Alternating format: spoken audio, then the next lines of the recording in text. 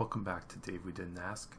Well, it's March and the weather's getting warmer, so we're starting to think about our garden.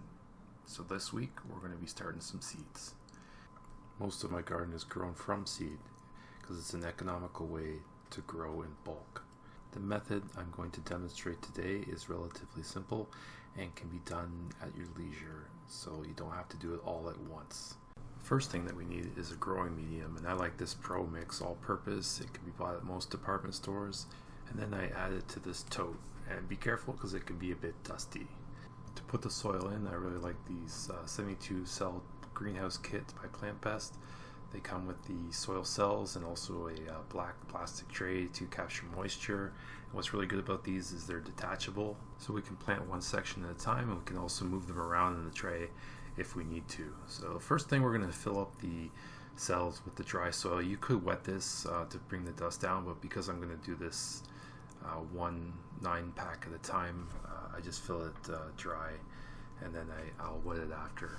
We'll put the cell into the plastic dome of the greenhouse kit, and we'll just use this to make sure we don't get water everywhere. I use this pressurized sprayer. I bought this also at Home Hardware. Really nice sprayer, and it puts the water out evenly. Now it's going to take a couple rounds of spraying to get this completely wet.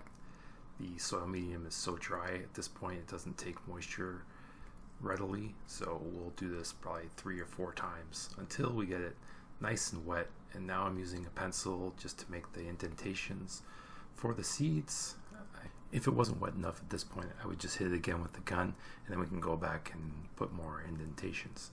So we're going to get the seed pack. We're planting tomatoes today, so we'll get these opened up, and we're going to plant more than one seed in each hole, and if more than one grows, then we'll just pinch one off and try to get one plant per cell. So the seeds are coming out, so grab a bunch of them, and then we're just going to use our fingers to pinch and put them in the holes. Here's a close-up of my dirty fingernails.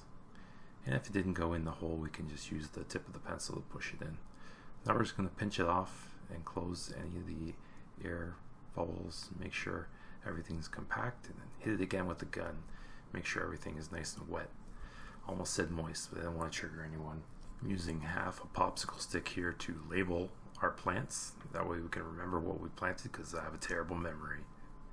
And there we go, we just slide it in. And there we have it. We're done planting our tomatoes. So we'll do this for other plants. I'm just going to take it over and join it with the other seeds that I have started. You can see the tray there, just waiting to germinate. And after they germinate, they go under the lights. So here's some peppers that I'm germinating. There's some geraniums that were started a few weeks ago in February. And also some more vegetables, some petunias and flowers and broccoli. All getting started. After that, we'll put them under the grow lights when they've sprouted. And I have a fairly simple setup for grow lights that I've made just with some shop lights, nothing elaborate, no official grow lights, just making sure that the color is daylight and it's producing enough lumens. Hope you're able to give this a try and see how rewarding it is to start your own garden from seed. Take care.